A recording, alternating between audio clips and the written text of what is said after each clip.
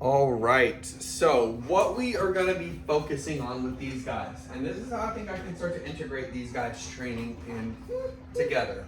And by the time we have our sessions after a few days, once I get to know their dynamic a little bit better, even just after a few days, I'm going to show you guys how to integrate training into training both of them at once, okay?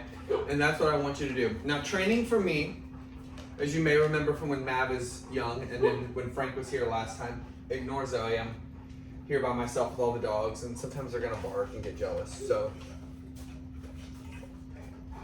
what we're gonna do is show these little moments that are gonna actually be the training. So that just means in and around the house and then outside. And then so through this process and through consistency, we're gonna have the goal of possibly being able to walk them together.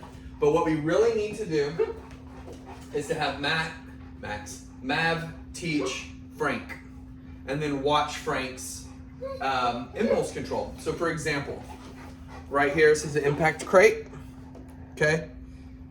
Door, that's where 3 dogs are at. He wanted to bust through, go behind my leg. That is a no-no for me. So we wanna stop him so he can be like, stop, look, and listen. And then work through this kind of puppy stuff. So see right here, perfect. They're playing, you know what that looks like? Treats are okay, but I don't typically train with treats. So we want them to be patient.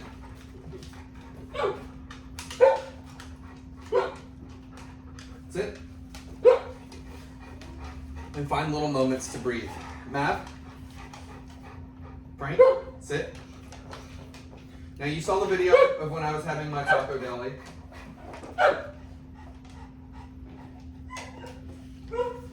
When I was having my taco deli and Frank was able to sit and lay down. So my goal is gonna be to have them feel like they are being advocated for.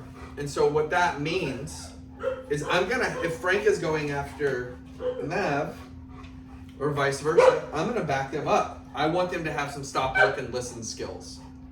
So what I suggest you do, if you're as high strung as me, take a breath. Eyes, nose, eyes, ears, okay? I'm gonna get their attention with their nose first. Frank? Good. Take a breath, look around, treat. Good. So, when they are excitable like this, this is what I do. You're gonna referee. They're gonna have just a few minutes of this, okay, a day. You need to set time aside, but also, I just want you to exist and then know what to do in those moments. So when they start to play, I haven't seen a ton of that today yet. Maybe they're just adjusting, but that's when we'll be able to work on that together at your house. Matt, come on. We want to keep them in our training bubble. Let's see, I think my partner might be home. And she is. So we're going to have a great training moment right now. As soon as I said that. Come here, boys. Right here. Good. Good job, guys. Nice. Good. So we want them to be in that headspace where Erica can walk in from a coffee date with her friend to being able to just exist. And that's why I hold them accountable. I know my boundaries, and I hold them accountable to it. So you'll see a lot of little moments of me working with these guys together. Oh yeah, we love her. Oh yeah, we love Frank. Frank. So when they get excited, as you can hear, everybody is just staying in these moments with them, having them work through it. And what that does is that teaches them to work through their own emotions together. And then as they're working through their emotions, we're here to guide. And so it just takes, hey, sit. Very nice. I do want to sit, but he is showing me a good yielding behavior. Matt is too. So see, I can work with them together. Very simple, using my body. Good. Good boy. Good boy.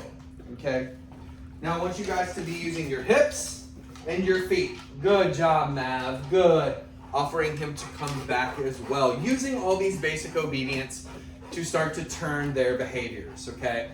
I think this is a really good and really helpful way to keep them working together and to keep them engaged. Because remember, like just walks and stuff like that, that's not, yet walks are amazing. Like it definitely does like great things for dogs. Like don't get it twisted what I'm saying. But working their minds and keeping them right here in this space and having this free play that they're gonna have every day while they're here, okay? Definitely gonna have 60 to 90 minutes of it at a time, inside and outside. Now outside is a little bit off limits right now. We're waiting for the ground to harden because of the grass. Now, we're going out there, but what I mean is we don't like playing out there right now. So, let me introduce another dog into the situation. Let's go ahead and get Mr. Calvin out here. Give me just 1 second. Mr. Cal? Mr. Calvin, come on.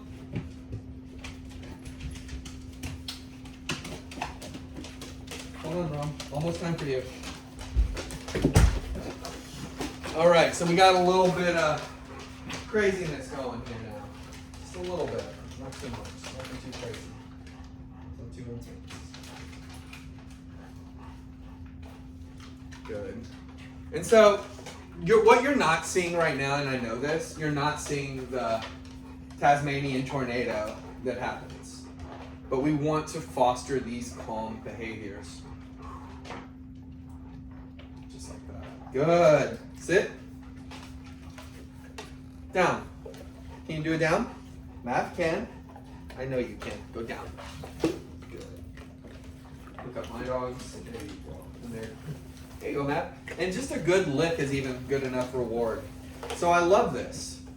I just want you guys to spend 1 minute, 2 minutes, 5 minutes, 10, really between 3 and 10 minutes typically, keeping these guys together, keeping them attentive, really flexing and working that muscle to keep their minds really sharp. And that's what I do. And then holding them accountable to those boundaries. So what we can do is, I'm gonna tell you my boundaries real quick. My boundaries are no crazy Tasmanian play, no bouncing up and off of furniture, no counter surfing, and no crowding other dogs. So that means if they were crowding Mr. Calvin here, who is our senior boy, we can't have that. We need to have space, and we need to be able to, even with big dogs in a smaller home like this, need to take that breath and be able to move through it. So you'll feel it when it's tense and not tense in the house, and that's what I want to teach you. So always remember, take a breath with them. I mean, Matt is brilliant. He's doing really well.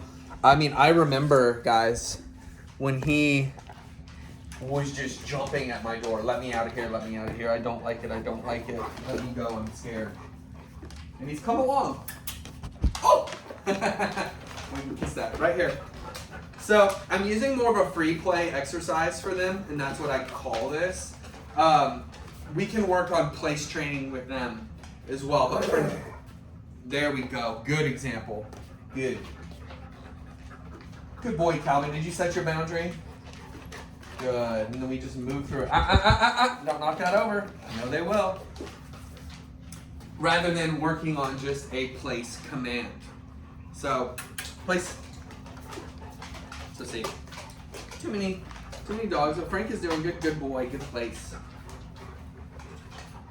And just keep them grounded, keep them stationary, and I love this so much. So I'm gonna sign off, but I will talk to you guys very soon.